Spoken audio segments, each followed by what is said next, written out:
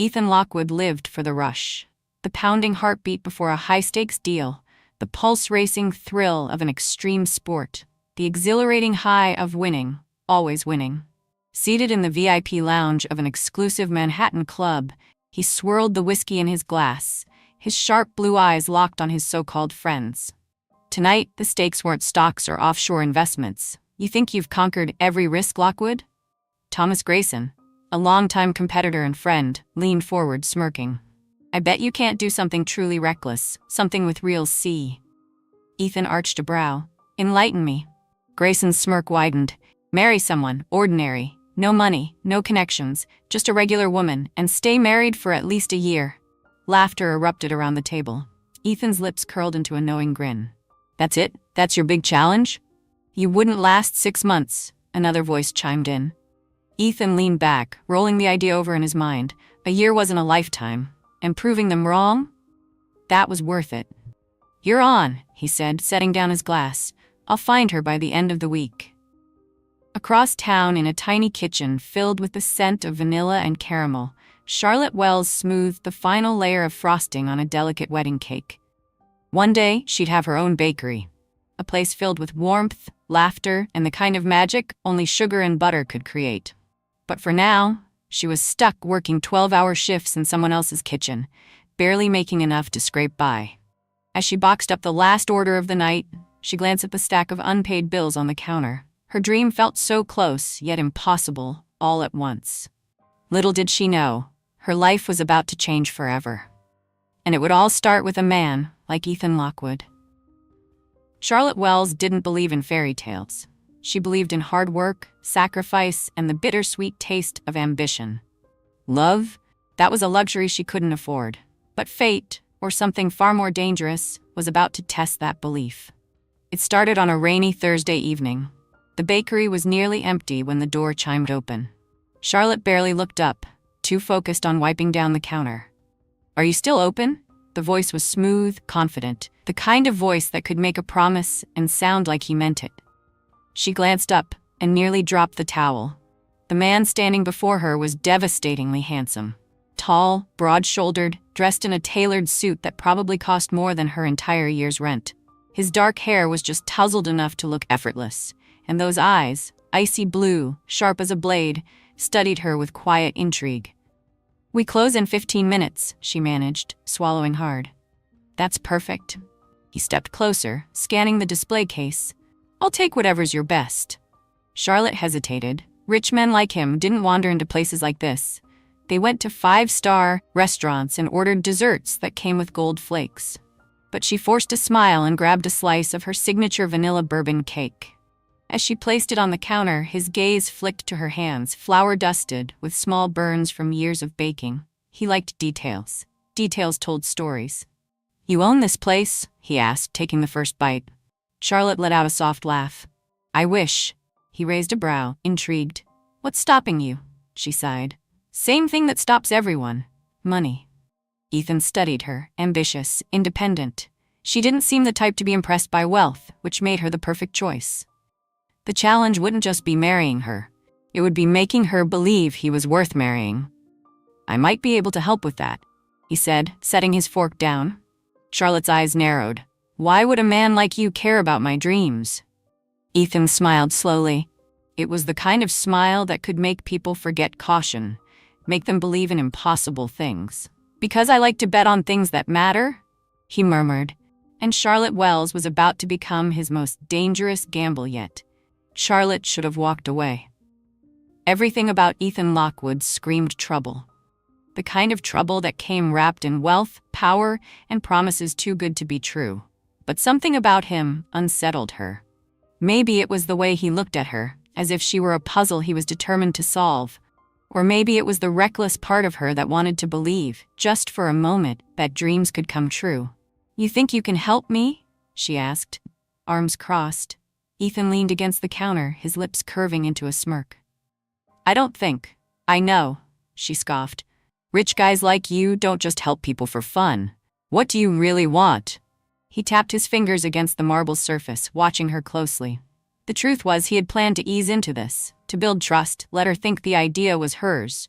But something about Charlotte made him impatient, so he took a risk. "Marry me." Charlotte blinked, then let out a short, incredulous laugh. "Excuse me? You heard me." His voice was smooth, steady, deadly serious. She shook her head, as if trying to clear it. "I don't even know you." Ethan shrugged. "You don't need to. Think of it as a business deal, a one-year arrangement. You get financial security, your own bakery, a life without worrying about rent or bills. And in return," he tilted his head slightly, "I get you." The air between them crackled. Charlotte's pulse pounded in her ears. This had to be a joke, a test, maybe some cruel reality show prank. "You're insane," she whispered. Ethan smirked. "Probably, but I keep my promises." Charlotte took a step back, her mind racing. She should say no. She would say no. But then she thought of the sleepless nights, the exhaustion, the endless grind of struggling for something that still felt so out of reach. 1 year, one chance, and a man who might be her biggest mistake or her greatest opportunity. Her voice was barely above a breath. "What's the catch?" Ethan's gaze darkened, and for the first time there was something dangerous in his smile. "You'll find out soon enough." Charlotte didn't sleep that night. How could she? A billionaire had just proposed a deal that sounded more like a contract with the devil. Marry Ethan Lockwood for a year, and in return, she'd get everything she ever wanted. Her own bakery, financial security, and a life free from the weight of constant struggle. But at what cost? By morning, logic should have taken over. She should have texted him a firm no and gone back to her life. Instead, she found herself standing in front of an address he had sent her, heart hammering in her chest. A towering glass skyscraper loomed above her, sleek and intimidating, much like the man who owned it. She took a deep breath and walked in. The receptionist barely glanced up before pressing a button. "Mr. Lockwood is expecting you." Of course he was. Moments later, she stepped into his office, where Ethan sat behind a massive desk, casually flipping through a document. He glanced up and smiled. "Charlotte," he said smoothly, leaning back. "You came." She ignored the way her stomach flipped. "I need answers before I agree to anything." His expression didn't change, but something in his eyes sharpened. "Ask." She folded her arms. "Why me?" Ethan stood, walking toward her with a calculated slowness. "Because you're the right kind of impossible." She frowned. "What does that even mean?" "It means you're ambitious, independent, and don't give a damn about my money," he said, stopping just a breath away. "You won't cling, you won't beg, and you won't try to change me." His voice dipped lower. "And that makes you the perfect wife." Her breath hitched. "You're unbelievable," he smirked. "I get that a lot." Charlotte shook her head. "So what? We just sign some papers, pretend to be madly in love, and 1 year later, I walk away with my dreams intact?" Something like that. He reached into his desk drawer, pulling out a contract and sliding it across the table. "You'll have full access to any resources you need to start your business. You'll be Mrs. Lockwood in the eyes of the world, but behind closed doors, we set our own rules." She eyed the document as if it might burn her fingertips. This was madness, but wasn't it also a chance? Her voice was quieter this time. "What do you get out of this?" Ethan's jaw tightened almost imperceptibly. "I have my reasons. Secrets." He had secrets, and she was walking straight into them. Charlotte inhaled sharply. 1 year? 1 year, he confirmed. She reached for the pen, hesitated for a fraction of a second, then signed. The ink had barely dried before Ethan took her hand, lifting it to his lips in a slow, deliberate gesture. His eyes burned into hers as he murmured, "Welcome to the game, Mrs. Lockwood."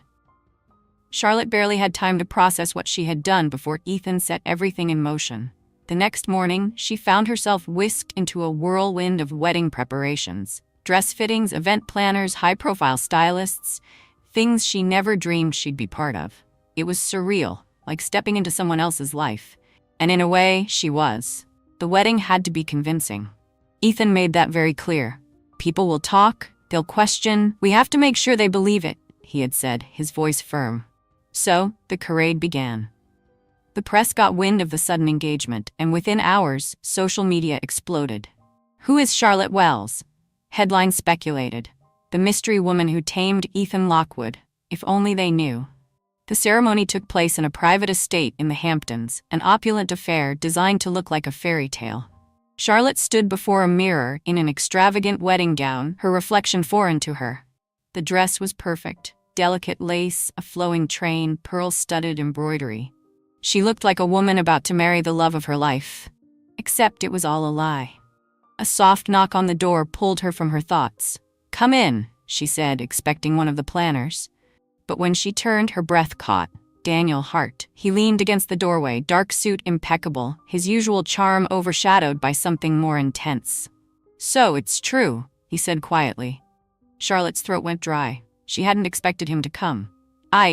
You're marrying Ethan Lockwood," Daniel cut in, his gaze searching hers. "And I have a hard time believing it's because you fell madly in love overnight." Charlotte stiffened. "Why do you care?" His jaw clenched. "Because I know you, Charlotte. And this doesn't feel right." She swallowed hard, forcing herself to hold his stare. "It's my choice." Daniel exhaled, running a hand through his hair. "Tell me the truth. Is this about money?" Anger flared in her chest. "You think I'd sell myself?" "That's not what I meant," he said quickly. "But Ethan, he's dangerous in ways you don't understand." Her heart pounded. "I can handle myself." Daniel studied her, then sighed. "If you ever need a way out, you know where to find me." Then he was gone, leaving a storm of doubt in his wake. Minutes later, she stood at the altar, staring into Ethan's unreadable blue eyes as the officiant spoke words that felt like fiction. "Do you, Ethan Lockwood, take Charlotte Wells to be your lawfully wedded wife?" His lips twitched, almost amused. "I do." Charlotte's pulse raced. "Do you, Charlotte Wells, take Ethan Lockwood to be your lawfully wedded husband?"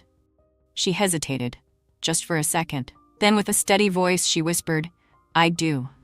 Ethan slipped the ring onto her finger, his touch lingering, his gaze burning with something unreadable. The crowd erupted into applause. Cameras flashed. And just like that, Charlotte Wells became Mrs. Ethan Lockwood, a wife, a fraud, and the biggest bet of Ethan's life. The moment Charlotte stepped onto Ethan's private jet, reality hit her like a freight train. This was real. The diamond ring on her finger, the weight of his last name, the whispers of the press, the curious stares, the speculation. She was now Charlotte Lockwood, and sitting across from her with a whiskey in hand and an unreadable smirk was the man who made it happen. Ethan studied her as the jet soared into the night sky. "You're quiet," he mused. She exhaled, arms crossed. "I just married a stranger in front of half of New York. Forgive me if I need a second to process." He chuckled, taking a slow sip of his drink. "You'll get used to it." Her jaw clenched. "You say that like you've done this before." Ethan's smirk deepened. "Marriage? But pretending?" His gaze darkened. "I'm very, very good at pretending." Charlotte swallowed hard. There it was, that glimpse of something beneath his charm. Something sharp, guarded, dangerous. The jet landed hours later in the Maldives, where a secluded, overwater villa awaited them. The kind of place real honeymooners came to fall deeper in love. But there was nothing real about this. The second they stepped into the suite, Charlotte turned to Ethan. "Let's set some ground rules." His brow arched, amusement flickering in his eyes. "By all means." She straightened her shoulders. "We sleep in separate rooms." Ethan didn't blink. "Fine. No public displays of affection unless necessary." "Understood. And whatever game you're playing, whatever this is for you, I don't want to be a pawn in it." Something in his expression shifted. The smirk disappeared, replaced by something unreadable. "You agreed to this, Charlotte," he said softly, stepping closer. "You signed the contract. That means you're already in the game." A chill ran down her spine. "I may be in it," she whispered, "but I won't lose myself to it." Ethan studied her for a long moment, then smiled. "We'll see." The next morning, headlines exploded across the internet. Ethan Lockwood and his mystery bride. A love story or a shocking scandal? Charlotte scrolled through the articles, her stomach twisting. "Already regretting it?" Ethan's voice was lazy as he stepped onto the villa's deck, his shirt unbuttoned just enough to hint at trouble. She locked her phone and turned to him. "Your friends, do they believe it?" His gaze flickered. "They will." "And Daniel?" Ethan's expression darkened. "What about him?" She hesitated. "He doesn't trust you." Ethan chuckled, but there was no humor in it. "Smart man." Charlotte frowned. "So he's right?" Ethan took a step closer, invading her space. "Here's the thing about Daniel Hart," he murmured. "He wants something that doesn't belong to him." Her breath hitched. "And what exactly do I belong to?" His fingers brushed her chin, his touch feather-light but possessive. "You're Mrs. Lockwood now," he murmured. "That means you belong to me." Charlotte's heart pounded. She should have pushed him away, should have reminded him that this was just a business deal. But for the first time since saying "I do," she realized something terrifying. She wasn't just playing with fire, she was trapped in the flames. Charlotte didn't sleep. Not because the bed was too soft or the air smelled too rich with salt and jasmine, but because of him, Ethan Lockwood, the man who was now her husband, the man who played with power like it was a sport, the man who looked at her as if he owned her. She lay in the darkness, staring at the ceiling, her mind a storm of unanswered questions. What was Ethan really getting out of this? And why did she have the sinking feeling that she'd just walked into something far bigger than a fake marriage? The next morning, she found him on the terrace, sipping coffee like he hadn't just turned her life upside down. "We need to talk," she said, stepping forward. Ethan glanced at her over the rim of his cup, those sharp blue eyes unreadable. "Good morning to you too, Mrs. Lockwood." Charlotte ignored the shiver that ran down her spine at the way he said her name. "I want honesty," she said. "No more half-truths, no more smirks. What aren't you telling me?" Ethan leaned back in his chair studying her. Then, in the most effortless move she'd ever seen, he stood and walked toward her. Slow, calculated. "Do you really want the truth, Charlotte?" he murmured. "Yes." His gaze flickered, something cold and sharp beneath his usual amusement. "Fine. You want honesty?" He leaned in, voice low. "I didn't just pick you because of the bet." Her stomach tightened. "You were already in my orbit. You just didn't know it." Charlotte's pulse pounded. "What the hell does that mean?" Ethan exhaled, dragging a hand through his dark hair. For the first time he looked almost frustrated. "There are things happening behind the scenes. Business deals, power plays, people who want to see me fail." He met her gaze. "And now you're part of that world." A chill crept up her spine. "I didn't sign up for that." "No," Ethan said quietly. "You signed up for me." She took a shaky breath. "And Daniel?" Ethan's expression darkened instantly. "Stay away from him." Charlotte's eyes narrowed. "Why? Because you don't like competition?" His jaw tightened. "Because he's not who you think he is." Something about the way he said it sent a prickle of unease through her. Before she could press further, his phone buzzed. He glanced at the screen, his expression turning to steel. "Pack your bags," he said. "We're leaving early." Charlotte frowned. "What? Why?" Ethan's gaze flicked toward the horizon, his body suddenly rigid. "Because someone just made their first move." That night, as their private jet took off, Charlotte sat beside Ethan, her mind racing. This wasn't just a game anymore. This was war. And she was trapped at the center of it. Charlotte's fingers gripped the armrest as the jet sliced through the night sky. Ethan hadn't spoken since takeoff. He sat across from her, one hand wrapped around a glass of scotch, the other tapping rhythmically against the table, a sign of agitation she hadn't seen before. Something was wrong. The air between them was thick with tension, an unspoken storm brewing just beneath the surface. Charlotte couldn't take it anymore.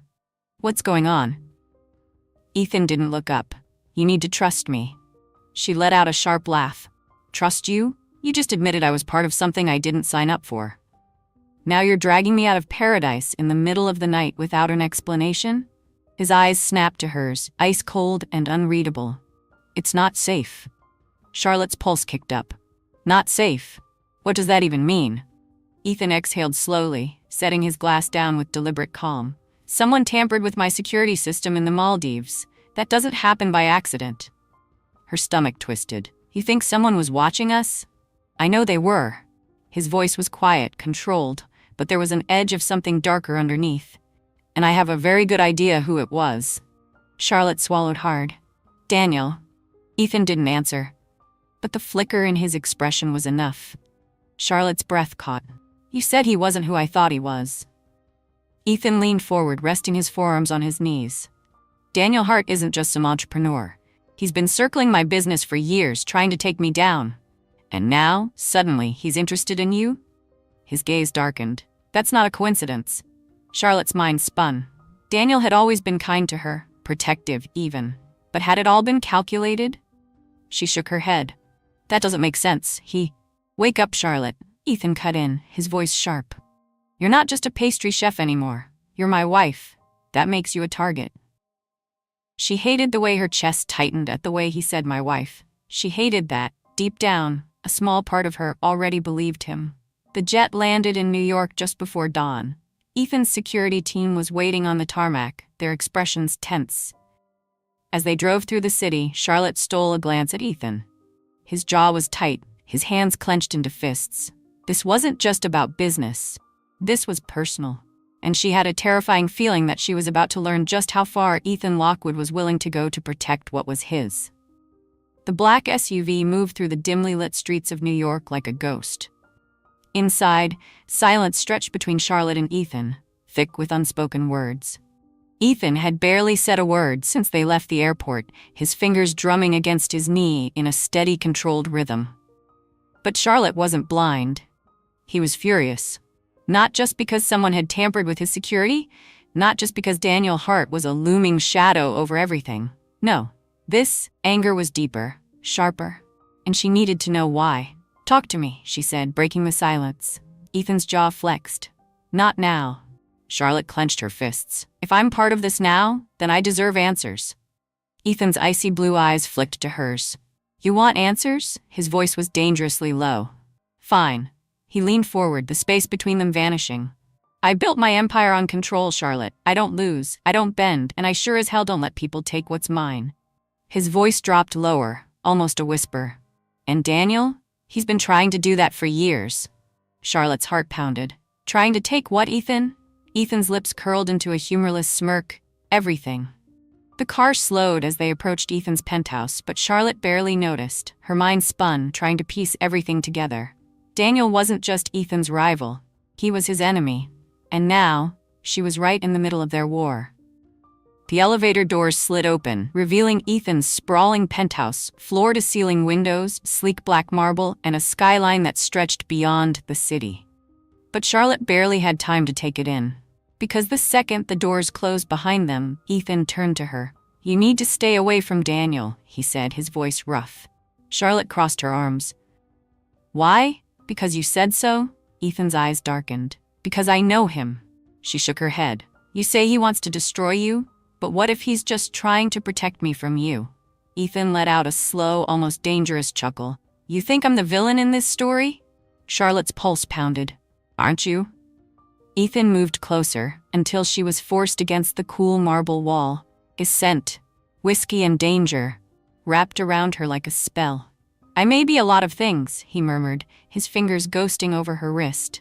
"But if I were truly the villain, Charlotte—" His lips brushed the shell of her ear. "You'd already be mine." A shiver ran down her spine. She hated the way her body reacted to him. Hated that, despite everything, part of her wanted to trust him. But trust was a dangerous game, and Charlotte wasn't sure whose side she was on anymore. Charlotte couldn't breathe. Ethan was too close, his presence overwhelming, his words threading through her veins like a slow, intoxicating poison. "If I were truly the villain, you'd already be mine." She should have shoved him away. Should have told him to go to hell.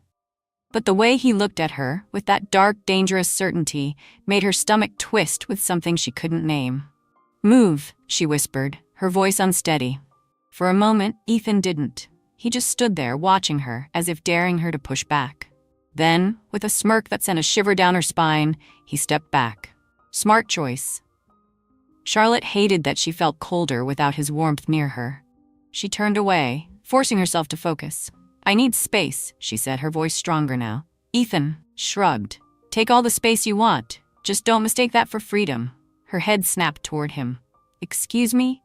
He poured himself a drink, the ice clinking softly against the glass. "This isn't a fairy tale, Mrs. Lockwood," he said, taking a slow sip. "You're not walking away from this marriage. Not without consequences." A chill ran through her. "What the hell is that supposed to mean?"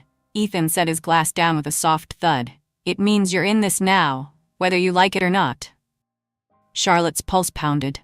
"You think you own me?" Ethan smirked. "I think you agreed to belong to me." Something inside her snapped. She stormed toward him, eyes blazing. "You want me to play your perfect little wife? Fine.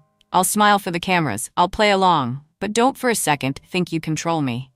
Ethan's expression didn't change. But his eyes, they darkened. the amusement slipping just slightly. I wouldn't dream of it, he murmured. Charlotte turned on her heel, heading for the guest bedroom, her bedroom. But just as she reached the door, Ethan's voice stopped her. Stay away from Daniel, Charlotte. She didn't turn around. Good night, husband, she said, slamming the door behind her. She didn't sleep that night. Her mind raced, replaying everything: Ethan's warning, Daniel's concern, the way Ethan had looked at her like she was a piece in some twisted game. And she was. A pawn between two men who were more dangerous than she had realized. The question was, who was telling the truth? And which of them was truly the bigger threat? Charlotte woke to the sound of rain against the massive floor-to-ceiling windows of Ethan's penthouse. She barely slept.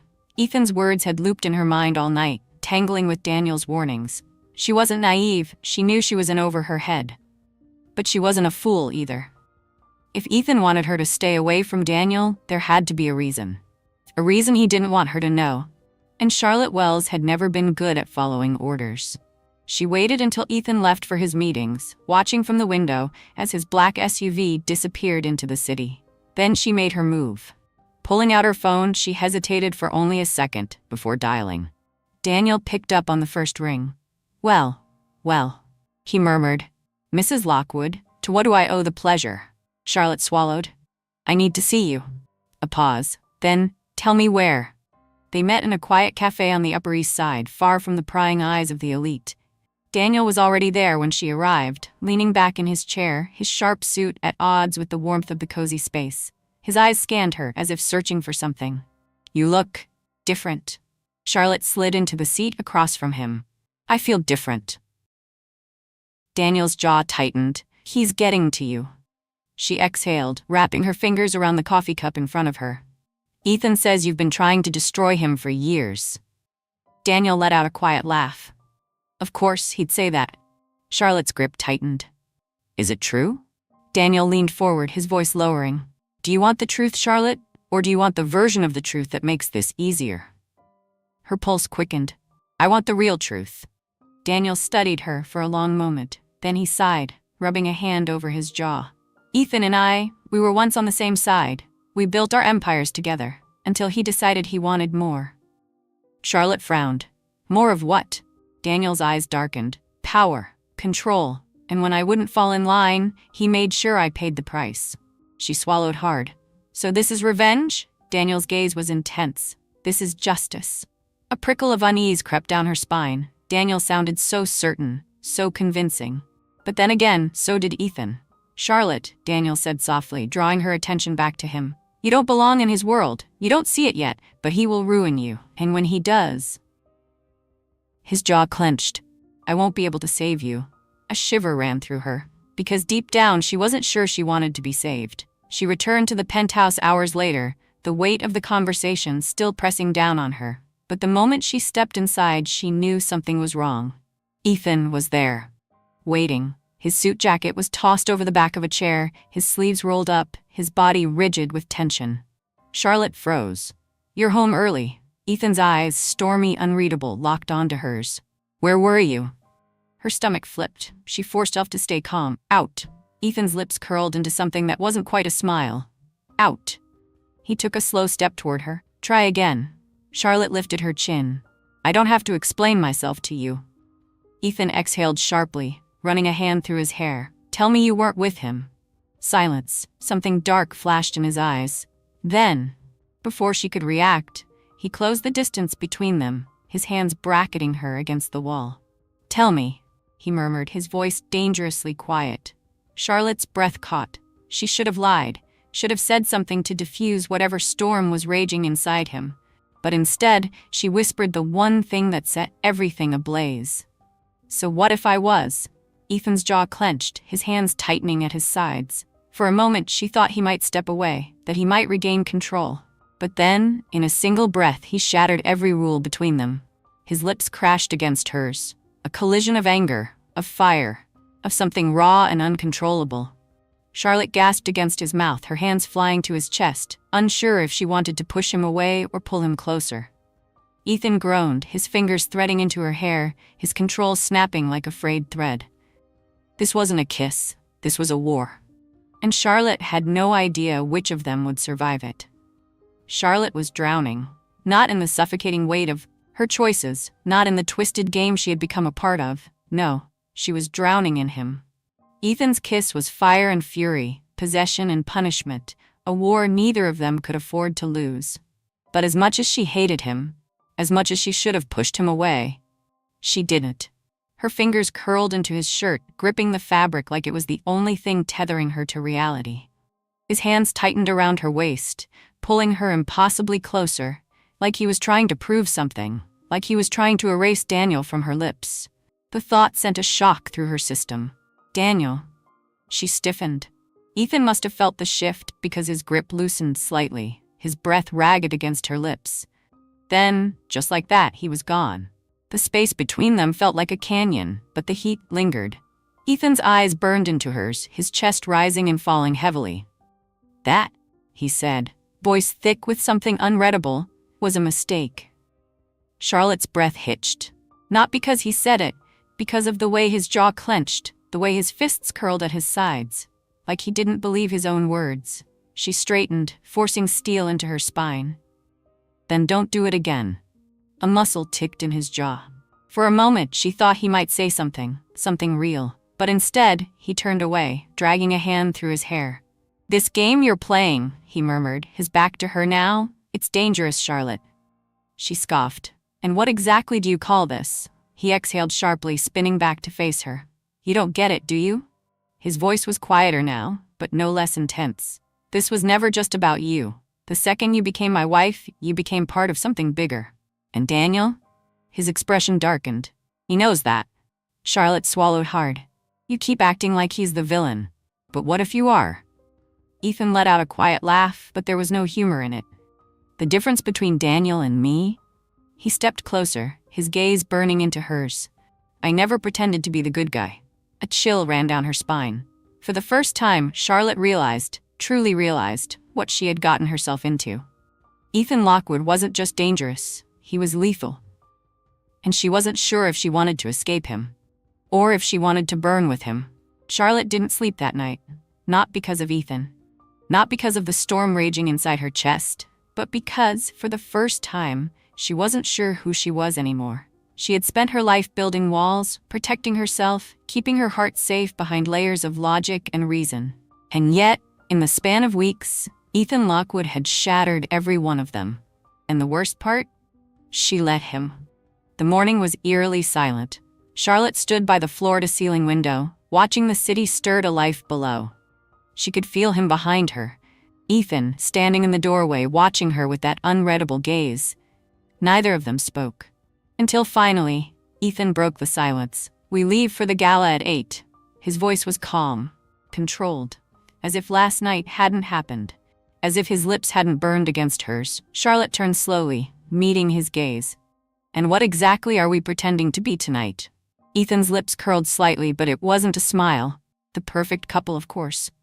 Her stomach twisted. Right, she said, forcing a coolness into her tone. Because that's what we do, isn't it? Pretend. Ethan's eyes flickered. It's what you signed up for. Charlotte exhaled sharply, crossing her arms. And what happens when this deal ends, Ethan? She met his gaze head on. What happens when we stop pretending? He didn't answer. Because for the first time, he didn't have one. The gala was everything Charlotte expected it to be.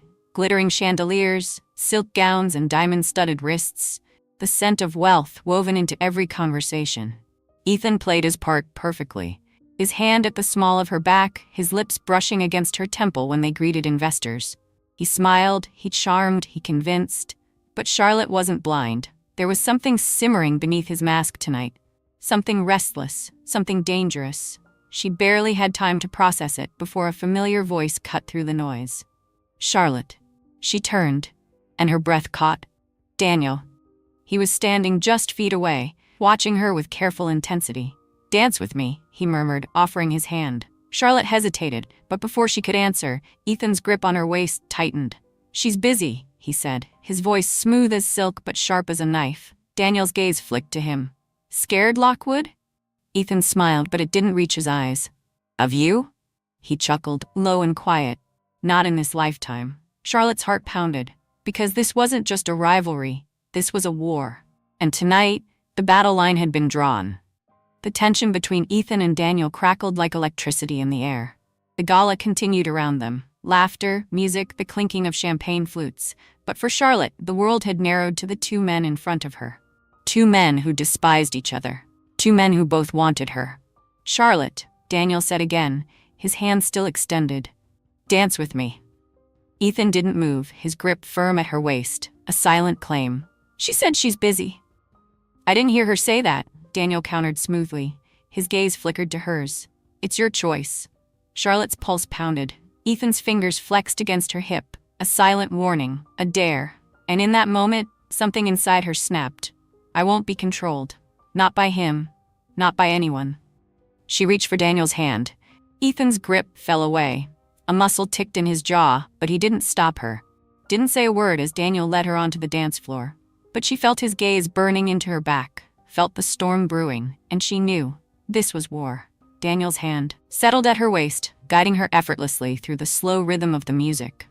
"You like pushing him, don't you?" he murmured, amusement laced in his tone. Charlotte swallowed. "I don't know what you're talking about." Daniel chuckled softly. "You chose me tonight." She forced herself to hold his gaze. "I chose myself." His expression shifted, something softer beneath the charm. "You deserve better than this game he's playing, Charlotte." Her heart clenched. "And what if you're playing one too?" Daniel's fingers brushed over hers.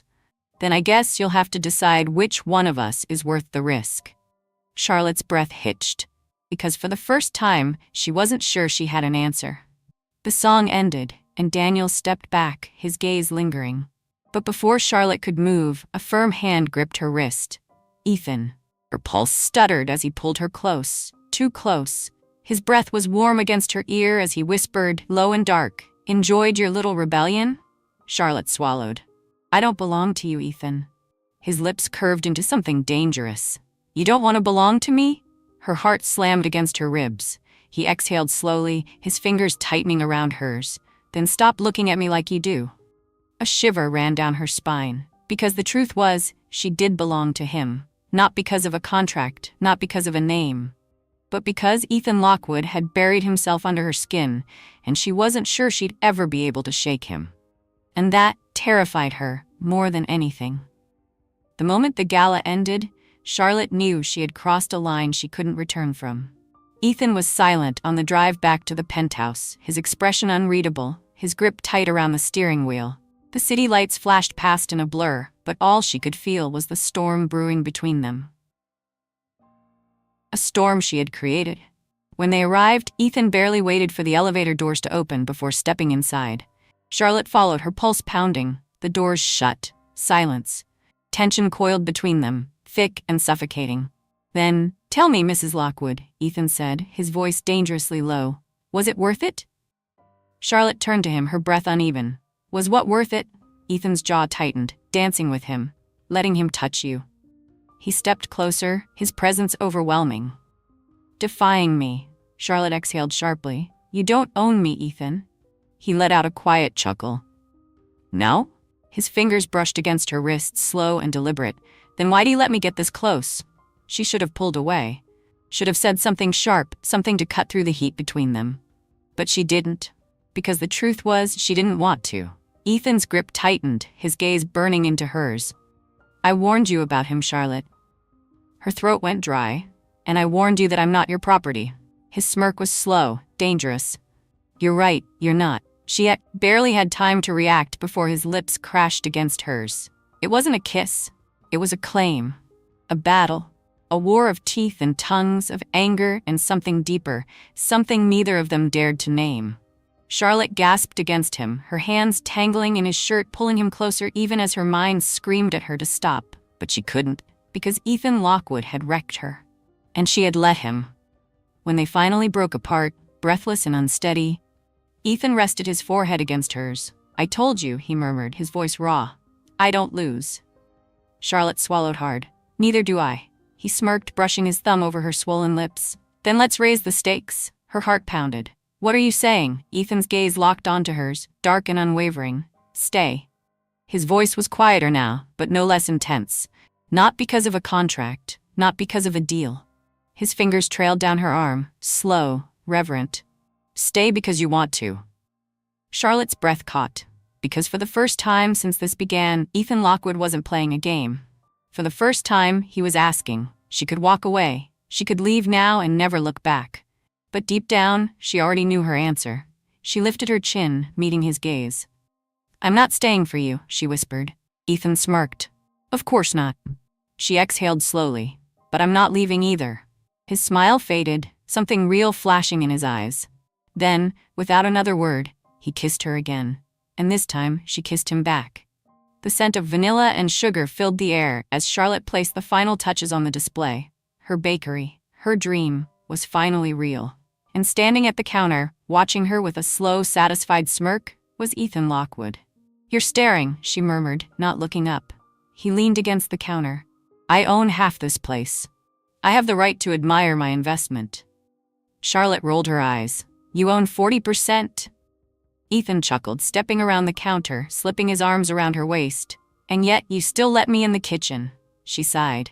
It's because you pay the bills. He nipped at her ear, making her laugh. Liar. She turned in his arms, meeting his gaze.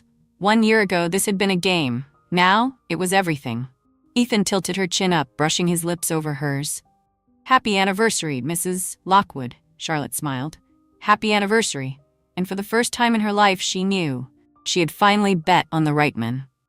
The sound of rain drummed against the glass walls of the penthouse, the city skyline blurred by the relentless downpour. The air inside was thick with tension, and the man standing near the massive window embodied the very essence of it. Sebastian Harlow was a man carved from steel, emotionless, powerful, and untouchable. Dressed in a tailored black suit, his chiseled jaw was set in a firm line as he swirled the whiskey in his glass.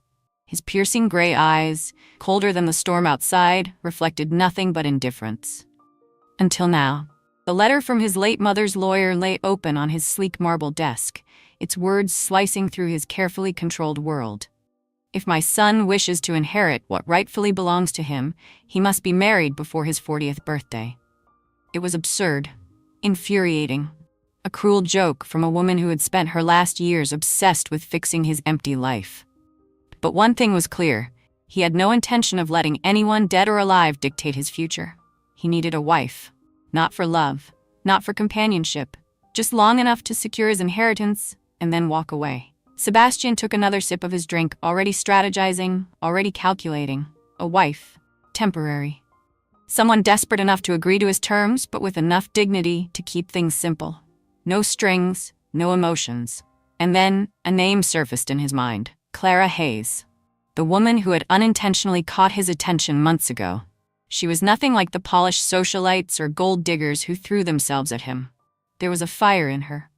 A stubborn resilience that had made her stand out in a room full of pretenders. More importantly, she needed money. A nurse struggling to keep her younger brother alive, drowning in hospital bills. A woman who had no reason to trust men like him. A perfect candidate. With his decision made, Sebastian pressed the intercom. Ethan, get me everything you can on Clara Hayes. I need to meet her, tonight. The small one-bedroom apartment smelled of chamomile tea and rain. Clara sat at the kitchen table, rubbing her temples as she stared at the latest stack of hospital bills. Her brother Lucas had been stable this month, but stability came at a price she couldn't keep paying. She exhaled shakily, her fingers tightening around the paper. How much longer could she keep fighting this battle alone? A knock at the door startled her. She wasn't expecting anyone.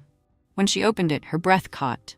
Sebastian Harlow stood in her doorway, towering and dangerously handsome, his presence filling the entire space. The scent of expensive cologne and rain clung to him, and his gray eyes, unreadable yet intense, locked onto hers. Miss Hayes, he said smoothly, slipping his hands into his pockets. We need to talk. Clara's instincts screamed at her. This man was trouble, but trouble had never knocked on her door before. Not like this. And as Sebastian stepped inside, she knew with chilling certainty that her life was about to change forever. Clara's fingers curled around the edge of the door, her pulse quickening as she stared at the man standing in her tiny apartment. Sebastian Harlow. She had seen him before, on television, in magazines, in whispered conversations at the hospital about the cold-hearted billionaire with too much power and no soul. Yet here he was, standing in her doorway like a storm in human form, his dark gaze scanning the modest surroundings with a flicker of interest before returning to her. "What are you doing here?" she asked, her voice steady despite the unsettling sensation twisting in her stomach. Sebastian took a step inside, uninvited but unconcerned. He was used to commanding spaces, and hers was no different. "I have a proposition for you." Clara folded her arms, instinctively shielding herself from whatever this man was about to say. "I don't do propositions." "You'll want to hear this one," he replied, his tone smooth but carrying the weight of inevitability. He didn't sit. He didn't make small talk. He simply stood there, watching her with that penetrating gaze, and then he dropped the bombshell. "I need a wife. You need money." The air in the room shifted. Clara let out a disbelieving laugh. "Excuse me? You heard me," Sebastian said, his expression unreadable. "I'm offering you a deal. Marry me for 1 year, and in return, I'll pay for your brother's medical expenses. Every single one. You'll never have to worry about money again." Clara's heart pounded in her chest. He spoke so casually, as if marriage was a mere transaction, as if she was just another asset in his billion-dollar world. "You're insane." "I prefer the term pragmatic," she shook her head, stepping back. "This is ridiculous. Why would you even consider something like this?" Sebastian exhaled, his fingers brushing the inside of his jacket, where Clara suspected he kept a cigarette he wouldn't dare light in her home. "My mother," he said simply. "She left a condition in her will. If I don't get married before my 40th birthday, I lose everything." "So you're willing to buy yourself a wife?" She shot back, incredulous. His lips curved, but there was no humor in his expression. "Would you prefer I find someone willing to do it for money and nothing else? Someone who doesn't need it as desperately as you do?" Clara stiffened. He knew. Of course, he knew. Sebastian Harlow wasn't the type of man to walk into a situation without knowing every single detail first. He had done his research. He was aware of her brother's condition, her endless struggles, the bills piling up. And worse, he was using it against her. She swallowed the lump in her throat, her hands trembling with the weight of the impossible decision he had just thrown at her. "No." She forced out the word, even though a part of her ached at the idea of turning away, the only chance she had to help Lucas. "I won't sell myself, no matter how much you're offering." Sebastian watched her for a moment, then, to her utter surprise, he smirked. "You're exactly as I thought you'd be." "What the hell does that mean?" His gaze flickered to her brother's hospital bills still sitting on the table, then back to her. "It means, Miss Hayes, that despite your principles, we both know you're going to change your mind." Clara's chest tightened. Because the worst part? He was right, and that terrified her more than anything else. Clara sat on the edge of her bed, her fingers gripping the thin fabric of her pajama pants. She had barely slept. The rain had stopped hours ago, but the storm inside her refused to settle. Sebastian's voice still echoed in her mind. "We both know you're going to change your mind." She hated that he was right, hated that her brother's face, frail yet full of hope, was the only thing keeping her from dismissing Sebastian's insane offer outright. Marry a man like him, a man whose reputation preceded him, cold, ruthless, untouchable. She had no business being in his world, and yet her phone vibrated on the nightstand. Unknown number. She already knew who it was. Taking a deep breath, she answered. "I'm not interested." Sebastian chuckled on the other end. "You answered. That's progress." "Don't be so full of yourself," she muttered, but her voice lacked the strength to push him away. "I assume you've thought it over." She hesitated. "I have. And I need more time." "No, you don't." His voice was unwavering, smooth as glass. "You already know your answer. You're just trying to convince yourself you can live with it." Clara closed her eyes, frustration bubbling under her skin. "Do you ever stop being this insufferable?" "No, and you'll get used to it." Her fingers curled around the phone. "I have conditions." There was a beat of silence before he responded, his voice dripping with amusement. "Of course you do. I won't be a trophy wife. I won't be paraded around like some obedient pet at your social events." "Noted. We keep our distance. No unnecessary touching. No," she exhaled sharply, "no intimacy." Sebastian's laugh was dark, almost mocking. Believe me, Miss Hayes, I have no intention of touching you. Something about the way he said it sent an unexpected shiver down her spine. And most importantly, she continued, ignoring the strange tightness in her chest, when the year is up, we go our separate ways. No complications. A long pause followed. She could almost picture him sitting in some high-rise office, his fingers tapping against his desk as he considered her words. Fine, he said finally. I'll have the contract sent to you by morning. We'll be married within the week. Clara's stomach twisted. This was happening. She was about to sell her soul to the devil in a tailored suit. The massive Hawthorne estate gleamed under the afternoon sun, the grand marble steps lined with press cameras and eager reporters. The wedding was a spectacle, orchestrated with precision, just as Sebastian had planned. For the world, it was the love story of the decade. The untouchable billionaire finally settling down with a mysterious yet stunning woman.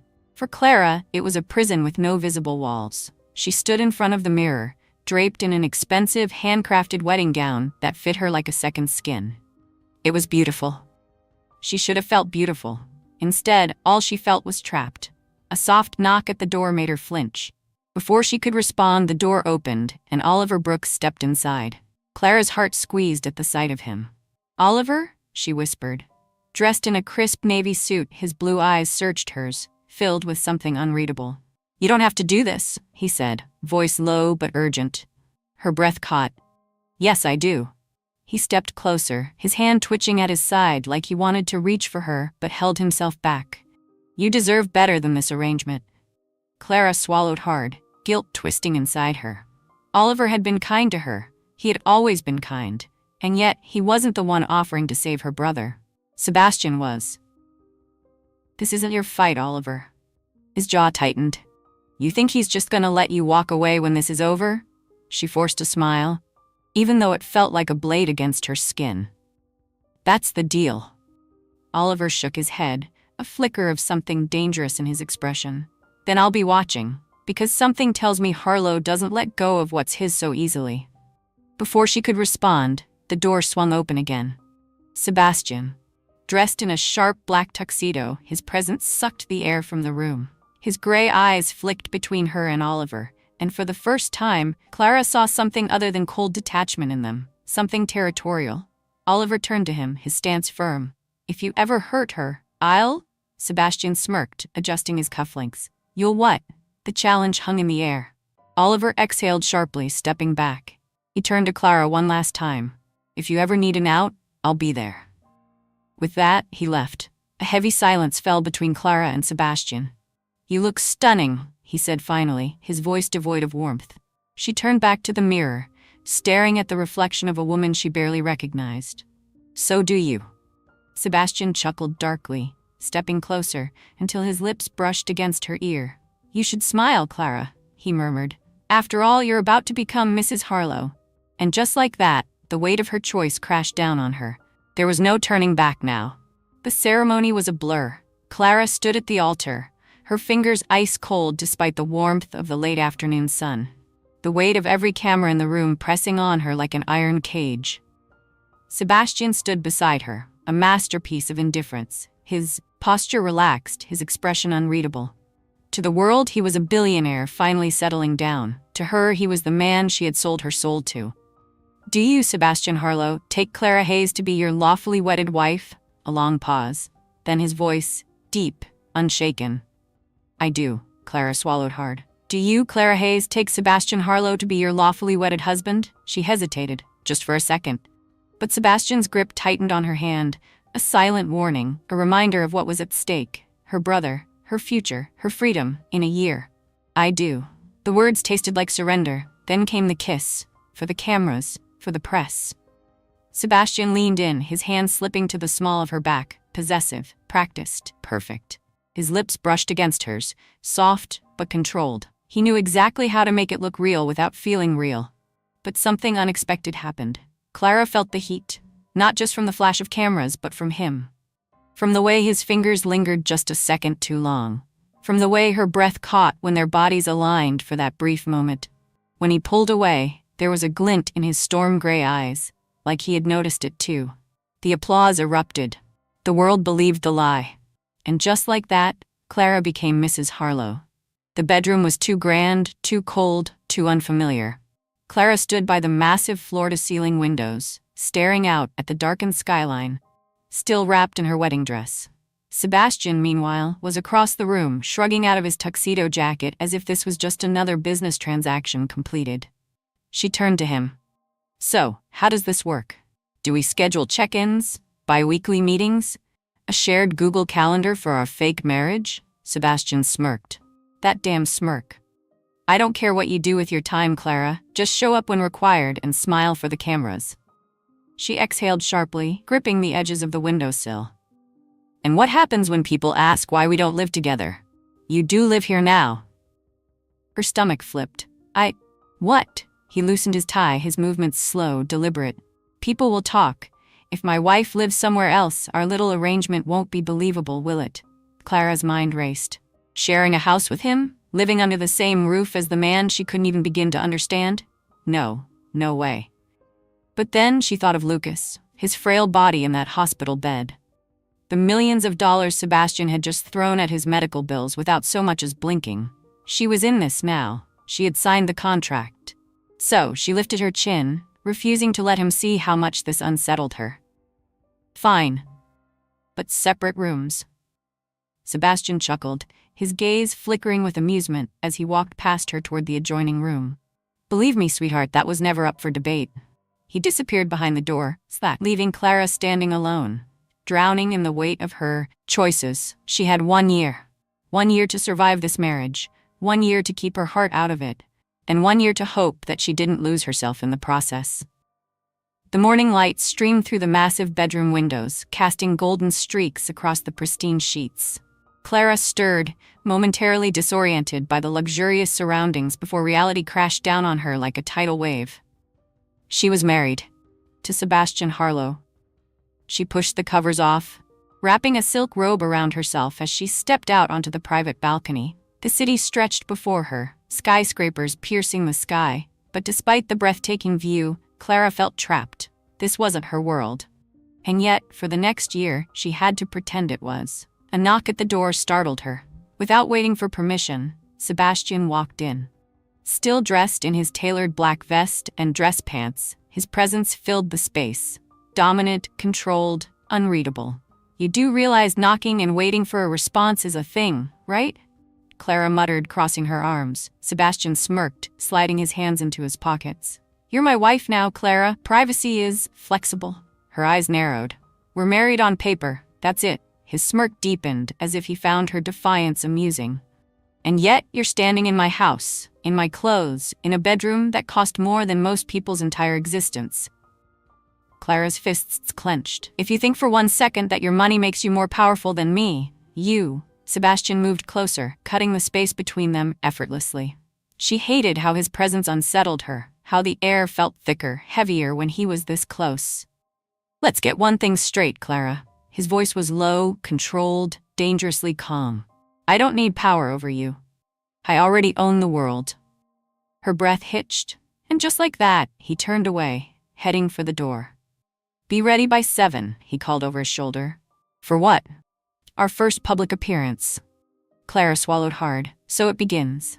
The grand ballroom glittered with crystal chandeliers filled with the elite of New York society, politicians, celebrities, CEOs. Clara, draped in a stunning emerald gown that Sebastian's assistant had picked out for her, felt like an imposter. Sebastian, on the other hand, was in his element. A black tuxedo, sharp and precise. A glass of scotch lazily swirling in his hand. Every step he took commanded attention, and everyone was watching them. Smiling, whispers, stares. They weren't Sebastian Harlow and Clara Hayes. They were Mr. and Mrs. Harlow. Sebastian leaned in, whispering against her ear. "Relax, sweetheart, you're doing fine." Clara forced a smile. "It would be a lot easier if you weren't breathing down my neck." He smirked, pulling away. "I have to sell the fantasy, don't I?" Just as she was about to retort, a familiar voice cut through the noise. Oliver Brooks. Clara's breath caught. Dressed in an impeccably tailored navy suit, Oliver was every bit the charismatic businessman he had always been. But tonight, something was different.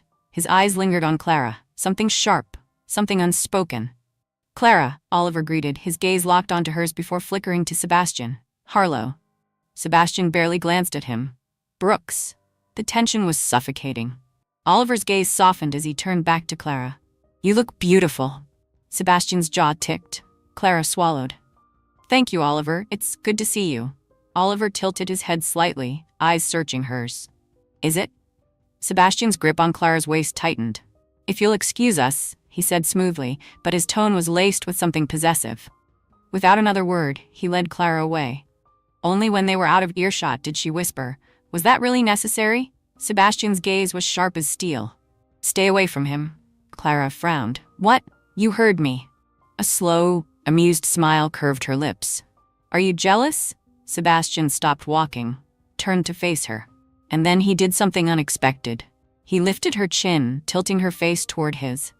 "I don't get jealous, Clara," he murmured, his voice like silk and smoke. "But I don't share either." Clara's breath caught, because for the first time since meeting him, she didn't know if she should run or let him catch her. The ride back to the Harlow estate was suffocatingly silent. Sebastian sat beside Clara in the sleek black limousine, his posture relaxed but his jaw tight. His fingers lazily traced the rim of a crystal glass filled with whiskey, yet his entire presence radiated tension. Clara shifted in her seat, arms crossed. "Are you going to sulk the entire way home, or do you want to talk about it?" she asked, arching a brow. Sebastian let out a sharp chuckle, but there was no amusement in it. "I don't sulk, sweetheart," he murmured. "I strategize." She rolled her eyes. "Let me guess, you're strategizing how to make sure Oliver never speaks to me again?" Sebastian didn't respond immediately. He swirled his drink, watching the amber liquid catch the dim light of the car. Then he looked at her, and when he did, something in her chest tightened, because his gaze was dark, intense, possessive. "I don't like unfinished business," he finally said. Clara narrowed her eyes. "Unfinished business?" Sebastian leaned in slightly, his scent, a mix of whiskey, cedar, and something uniquely him, invading her senses. "You and Oliver," he murmured. "What is he to you?" Clara blinked. The way he said it, like the answer mattered. "Oliver is a friend." Sebastian hummed. "A friend who watches you like he's waiting for a moment to take you back." Her stomach flipped. "That's none of your concern." His gaze hardened. "Everything about you is my concern now, Clara." The weight of those words settled between them. And she hated that somewhere deep down, in a place she refused to acknowledge, part of her liked it. Clara tossed in the massive king-sized bed. Sleep was impossible. Sebastian's words, his gaze, the possessiveness in his voice, they all echoed in her mind. Frustrated, she got up, pulling a silk robe around herself as she padded barefoot through the dimly lit hallway. She didn't mean to stop in front of his bedroom door, but she did. Hesitation clawed at her, but before she could turn away, the door opened. Sebastian stood there, shirtless, the sharp angles of his torso catching the moonlight streaming in from the balcony behind him. His hair was slightly tousled, his usual sharp edges softened by the hour. Clara's breath caught. Sebastian's gaze flickered over her, his expression unreadable. "Couldn't sleep?" he asked, voice deep, rough. She exhaled. "Not with you acting like a jealous?" She stopped herself. Sebastian smirked, leaning lazily against the doorframe. "Go on, say it." Clara swallowed. Looking anywhere but at the way his abs flexed as he crossed his arms, she wasn't going to do this. "Never mind," she muttered, turning to leave. But he caught her wrist, gentle, but firm, and when she turned back, he was closer, too close. "I don't get jealous, Clara," he murmured, his voice low, dangerous. "But I do hate competition." Her pulse pounded. "You don't own me." Sebastian's fingers brushed her wrist slowly, deliberately, before he finally let go. "Keep telling yourself that, sweetheart." And then, without another word, he disappeared back into his room. Clara stood there, heart racing. Because for the first time, she wasn't sure who was in control anymore. The days that followed the gala felt different. Sebastian was still Sebastian, cold, calculating, a man who carried his wealth and power like armor. But something had shifted. He was watching her more, noticing things. The way she stirred her coffee absent-mindedly in the morning. The way she tucked her hair behind her ear when she was nervous. The way her breath hitched whenever he stepped too close. And Clara? Clara was beginning to see him differently, too. Not just as the ruthless billionaire she had married, but as a man with secrets. A man who hid behind his indifference. She hated it. Because this wasn't supposed to happen. She was supposed to keep her distance. Follow the rules. Survive this year without getting pulled into the gravity of Sebastian Harlow. And yet, one night, it all came crashing down. The rain lashed against the windows, the wind howling through the trees surrounding the estate. Clara sat in the grand living room, curled up with a book, trying to ignore the fact that Sebastian was sitting right across from her, his focus lazily on a glass of bourbon. The silence between them was thick, not tense, not awkward, just charged. Clara turned a page, pretending not to feel his gaze, until he finally spoke. "You've never asked me why I don't believe in love." She blinked, looking up. Sebastian's tone was casual, but there was something sharp in his eyes. "I don't need to ask," she replied. "It's obvious." His lips curled slightly. "Is it?"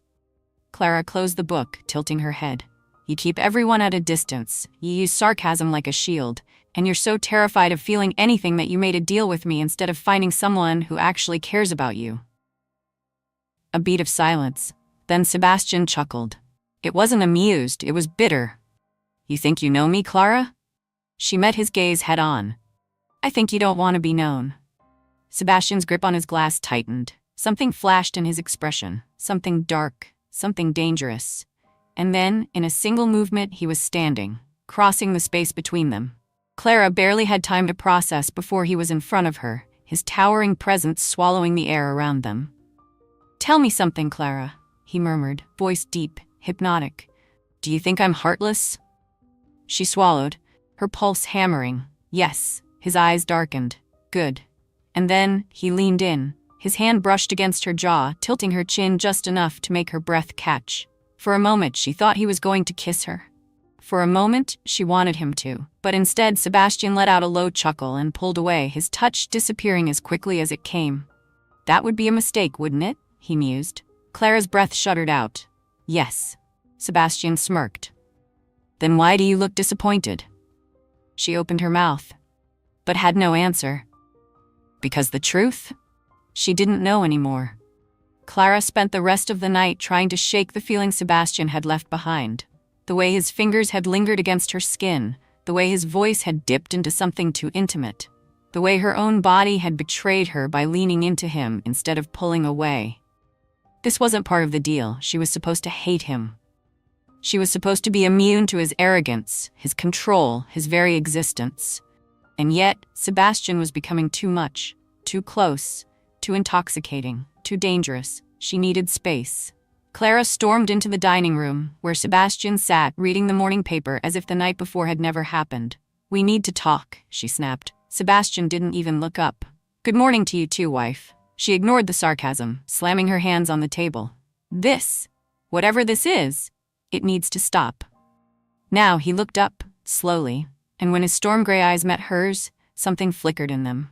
"Define this," he mused, setting his newspaper aside. Clara clenched her fists. "You know exactly what I'm talking about." Sebastian leaned back in his chair, completely unfazed. "Are you referring to our marriage, or the fact that you wanted me to kiss you last night?" Her stomach dropped. The smug bastard. "I did not." He stood, too fast, too close. And suddenly, there was barely any space between them. "You did," he murmured, his voice dangerously low. "And it's driving you insane, isn't it?" Clara's breath hitched. God, she hated him. Hated how right he was. Hated that she'd been up all night thinking about it. She shoved at his chest, pushing him away. "I agreed to marry you, not whatever this is." Sebastian didn't move, didn't flinch. He just watched her, something dark curling behind his gaze. "And what exactly is this, Clara?" She opened her mouth, then closed it, because she didn't know. That was the problem. Sebastian smirked, running a hand through his perfectly tousled hair. "That's what I thought." She glared at him. "I want distance." He took a step closer. "No." Her pulse spiked. "Excuse me?" "You heard me," he murmured. "You want space? Too bad, because you're mine for the next 11 months, and I don't share, Clara." Her entire body went hot, but before she could react, Sebastian turned and walked away, leaving her standing there breathless, frustrated, and terrified of the fire he was setting inside her. The tension between them was unbearable. Days passed, but the air in the Harlow estate felt thicker, heavier, like an invisible string was constantly pulling them only to snap the moment one of them got too close. Clara avoided Sebastian. She buried herself in volunteer shifts at the hospital, spending hours by her brother's bedside, clinging to the one thing that grounded her. But it didn't matter. Because Sebastian was everywhere, in the way his name rolled off people's lips in hushed admiration, in the way his presence lingered in every inch of the house, and most of all in her own damn thoughts. She needed a distraction. She needed Oliver. Clara met Oliver at a quiet cafe, far from the spotlight of her new life. He smiled when he saw her, his warm blue eyes instantly soothing the chaos inside her. "You look," Oliver hesitated, his gaze searching hers, "different." She let out a soft laugh. "Different how?" He tilted his head. "Like you're trapped in a place you don't belong." Clara's breath caught. "Because he wasn't wrong." "I'm fine, Oliver," she lied. "Really." He exhaled, leaning forward. "You don't have to pretend with me, Clara. If you say the word, I'll help you get out of this." Her stomach twisted, because for a split second she almost said yes. Almost ran. But then, a shadow loomed over the table, and Clara knew. Before she even looked up, she knew. Sebastian, towering, unshaken, but his eyes were anything but calm, cold, unreadable, dangerous. Oliver tensed, straightening in his seat. "Harlow." Sebastian ignored him, his gaze locked onto her. "Enjoying your little rebellion, wife?" Clara's heart slammed against her ribs. Sebastian's voice was smooth, but there was a sharp edge underneath. A warning. Clara lifted her chin. "I don't need your permission to have coffee with a friend." Sebastian's smirk didn't reach his eyes. "No, but you do need a reminder of who you belong." Oliver stood, his jaw tight. "She doesn't belong to anyone." Sebastian tilted his head, amusement flickering across his face. "You don't get to have an opinion on my wife, Brooks." Clara stood too, placing a hand on Oliver's arm before this escalated into something unfixable. "Sebastian, stop." Her voice was softer than she wanted it to be. Sebastian's gaze flickered to her hand on Oliver's arm, and something darkened in his expression. Then, just as quickly, he turned away. "Get in the car," he ordered. Clara hesitated, but Sebastian didn't look back, and that terrified her more than anything. Because for the first time, she wasn't sure if he was angry at her or himself. The ride back to the Harlow estate was drenched in silence. Clara sat stiffly in the car, arms crossed, staring out the window, willing herself to ignore the storm brewing beside her. Sebastian hadn't said a word since they left the cafe. But his energy was lethal. The tension crackled between them, thick and suffocating, until, "You think I don't see it?" Sebastian's voice was low, cold. Clara's fingers clenched around the edge of her dress. "See what?" He let out a sharp laugh, shaking his head. "How he looks at you." She turned, glaring at him. "Oliver is my friend." Sebastian's gaze snapped to hers, and for the first time, there was something raw in his eyes. "That man is in love with you, Clara." Her breath hitched. Sebastian leaned in slightly, his voice dropping to something dangerous. "And you? You don't push him away. You let him think there's a chance."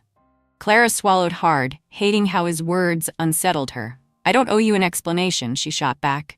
"You're the one who made it clear this marriage is nothing but a contract." Sebastian's jaw tightened. "Yes, but if you think I'll let you humiliate me, you're wrong," she scoffed. "This isn't about humiliation. This is about control." His silence was the confirmation she didn't need. She exhaled sharply, shaking her head. "You don't care about me, Sebastian. You just don't like losing." Sebastian didn't deny it. He didn't say anything. And somehow, that was worse. Clara lay in bed, wide awake. Sebastian's words looped in her mind, but what haunted her more was his silence. It shouldn't bother her, she shouldn't care, but she did. And when the weight of it became too much, she threw off the covers and stormed down the hall, to his room. She knocked once, twice, and then he opened the door, shirtless, sleepy. But his eyes sharpened the second he saw her. Clara swallowed. Big mistake. Sebastian leaned against the doorframe, crossing his arms. "Couldn't sleep, sweetheart?" She ignored the way her pulse spiked at the lazy rasp of his voice. "We need to talk," he sighed, rubbing his temple. "Clara, it's late. I don't care." Sebastian let out a slow exhale, then stepped aside, gesturing for her to enter. The second the door closed behind them, Clara turned to face this marriage, she exhaled. "It's getting messy." Sebastian's lips twitched. "And whose fault is that?" Her eyes flashed. "Yours," he smirked.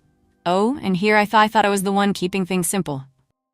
Clara stepped closer, something desperate clawing at her chest. Then why do you act like you own me? Sebastian's smirk disappeared, and in one swift motion, he closed the distance between them. Clara's breath caught as his fingers brushed against her jaw. I don't act, Clara, he murmured. I take.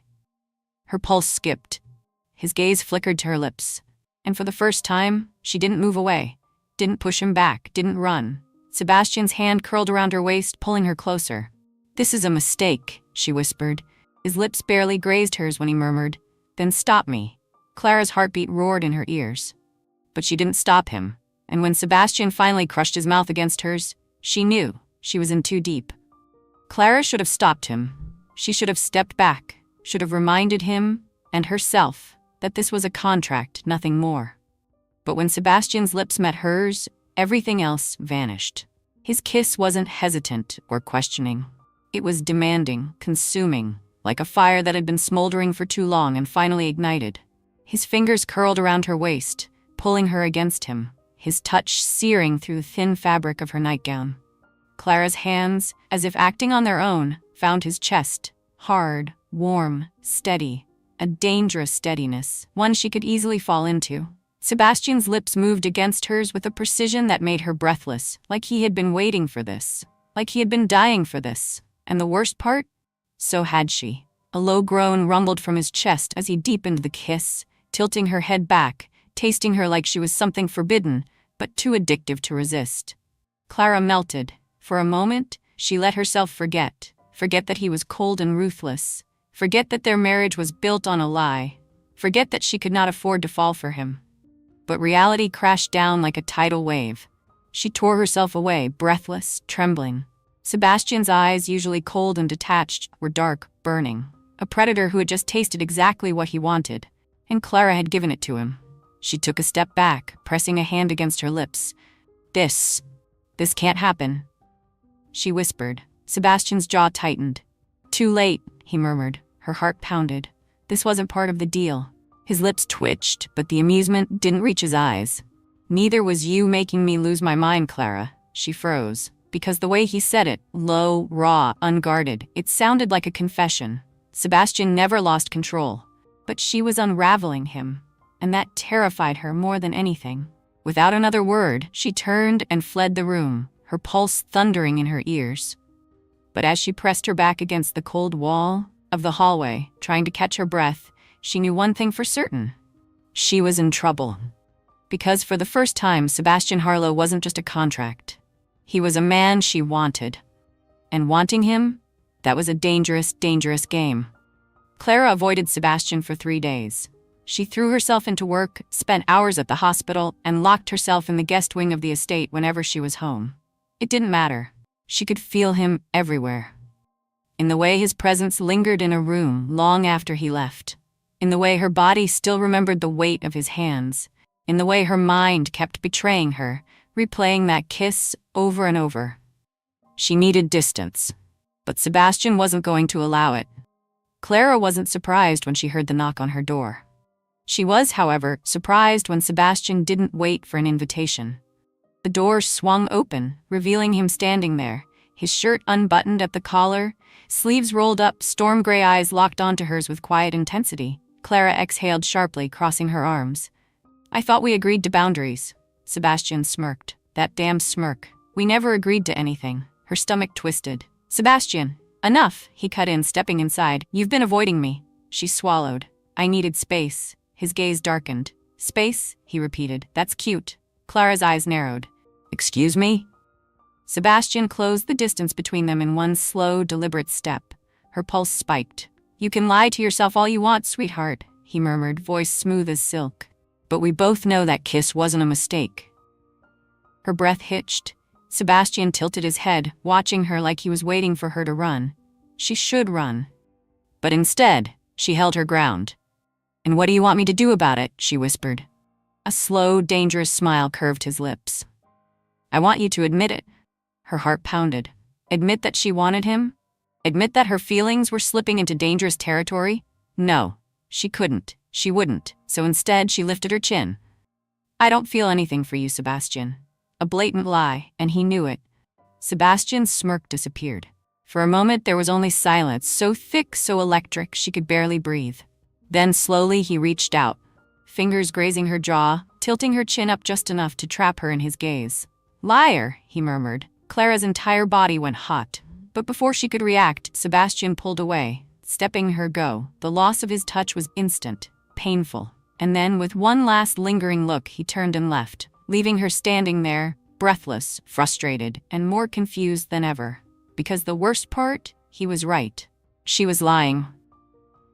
And Sebastian Harlow was becoming the one truth she wasn't ready to face. Clara was losing control. No matter how much she tried to push Sebastian away, he was in her head.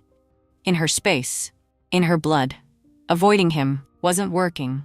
Denying her feelings wasn't working. Because every time he looked at her like that, like she was something he wanted but wasn't allowed to have, she felt it too. But she couldn't afford to fall. Not for him. Not for a man who didn't believe in love. And yet, the walls between them were crumbling. And tonight, they were about to shatter. The sky was dark, heavy. Rain pounded against the windows, thunder rolling in the distance. Clara was in the kitchen, gripping a cup of tea like it could somehow steady her. She didn't hear him enter, but she felt him. Sebastian's presence was undeniable, magnetic. She turned, finding him standing at the doorway, dressed in a black dress shirt, sleeves rolled up, collar open, looking every bit the man who had completely unraveled her life. Clara's fingers tightened around her cup. "We keep ending up like this," she murmured. Sebastian smirked, stepping closer. "Like what?" "Like..." She exhaled sharply, like something's about to happen. His gray eyes darkened, and in one slow step, he closed the distance between them. Clara's breath hitched. "Something already happened, Clara." His voice was low, lethal. "You just don't want to admit it." Her pulse roared. "You think you know everything, don't you?" Sebastian chuckled, a dangerous knowing sound. "I know you want me." Clara froze.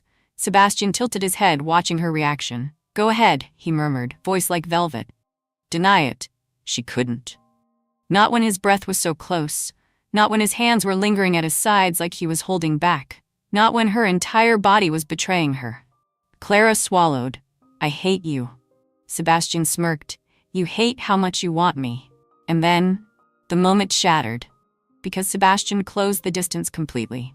One hand curling around the nape of her neck, the other gripping the counter behind her, trapping her, claiming her, setting her on fire. And Clara let him. Because this time she didn't run. This time when Sebastian Harlow kissed her, she kissed him back. Fiercely. Desperately. Like she had been starving for him all along. And in that moment, nothing else existed. Not the contract, not the rules, not the danger. Just him. Just this. And Clara was finally too far gone to stop it.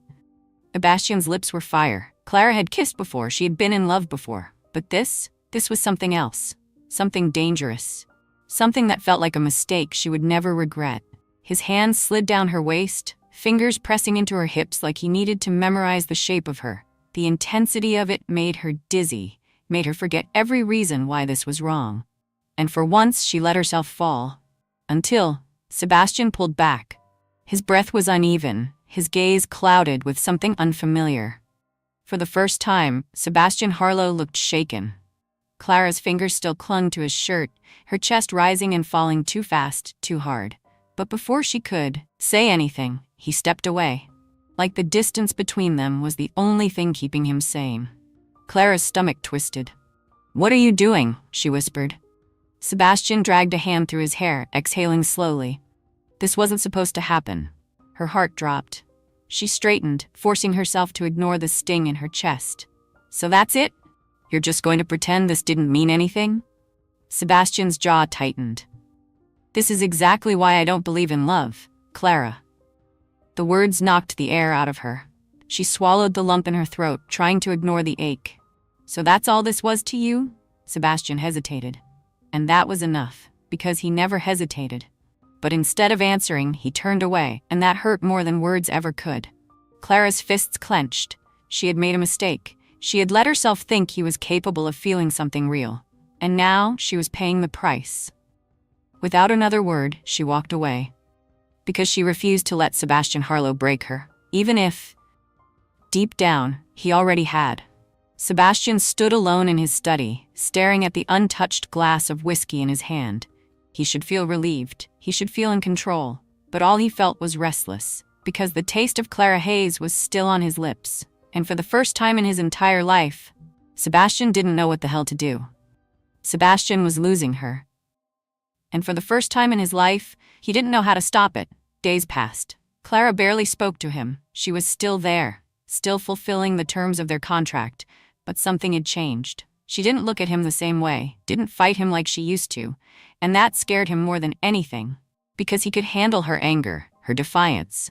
But this cold distance, this was hell. And Sebastian wasn't built for hell.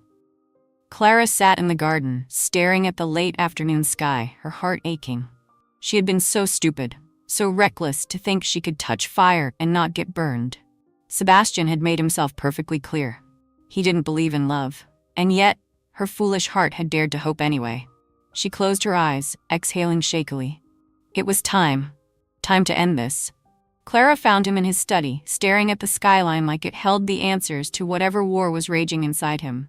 He turned when she entered, his gray eyes unreadable. But she saw the tension in his shoulders, saw the tight grip on his whiskey glass. For once, Sebastian Harlow didn't look untouchable. Clara swallowed. "I want out." The words hit the air like a gunshot. Sebastian's expression didn't change, but his entire body went still. Finally, he set his drink down, turning fully to face her. "Excuse me?" Clara lifted her chin. "This marriage, this contract, it's over." His jaw ticked. "You agreed to a year. And you agreed that this would be nothing but a business deal." Sebastian said nothing, because they both knew that wasn't true anymore. She exhaled sharply. "I can't do this, Sebastian." His gaze darkened. "Why?" Her throat tightened. "Because I fell in love with you." Silence, thick, suffocating. And then Sebastian laughed, not a real laugh, a bitter, sharp sound that cut her deeper than she thought possible. "You think love changes anything?" he murmured. Clara's chest ached. "I think it changes everything." Sebastian shook his head, stepping closer, and this time she stepped back. Because she was done chasing him. Sebastian's jaw clenched. "So that's it? You're walking away?" Clara swallowed the pain clawing at her throat. "You walked away first, Sebastian." And then she left. Sebastian sat in the empty mansion, staring at the space where she used to be. And for the first time in his life, he felt what it meant to lose, because Clara was gone. And with her, so was the last piece of himself he hadn't even realized he wanted to keep. He had spent his entire life believing love was a weakness. But now he understood the truth. Love wasn't a weakness. It was the only thing that ever mattered, and he had let it slip through his fingers, unless he still had time to fix it. Clara was at the hospital, sitting by Lucas's bedside when she heard the commotion. And then, a familiar voice. "Where is she?" Her heart stopped. She turned, and there he was, Sebastian Harlow, standing in the doorway, looking like a man who had finally figured out what the hell he wanted. Her breath caught. "What are you doing here?" Sebastian exhaled, stepping closer. "Fixing the biggest mistake of my life." Her chest tightened. "Sebastian, no." He shook his head. "You don't get to walk away without knowing the truth." She swallowed hard. "And what truth is that?" He exhaled sharply. And then, he said the one thing she had never expected. "I love you, Clara." Her stomach dropped. "I'm an idiot," he continued, voice low, raw, real. "But I'm not a coward. Not anymore." Clara's eyes burned. Sebastian took her hands, his grip strong, steady. "You were right," he murmured. "Love does change everything." Tears slipped down her cheeks. And I don't want a contract," he whispered. "I want a real marriage, with you, forever." Clara let out a shaky laugh. "Took you long enough." Sebastian smirked. "Yeah, well, I always did enjoy a good chase." And this time, when he kissed her, it wasn't a mistake, it wasn't a game, it was everything. And Clara knew this was exactly where she was meant to be. With him, forever.